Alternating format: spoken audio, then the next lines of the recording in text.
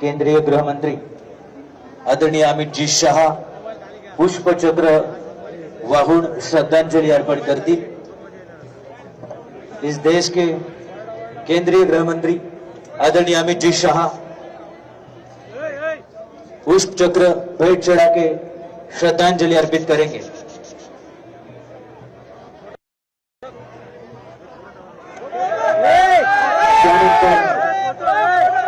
पुष्पचक्र वाहून श्रद्धांजलि अर्पण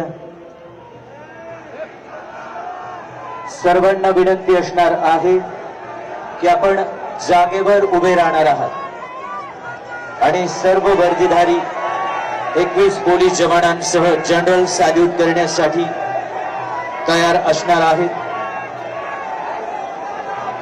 पोलीस बँड पथक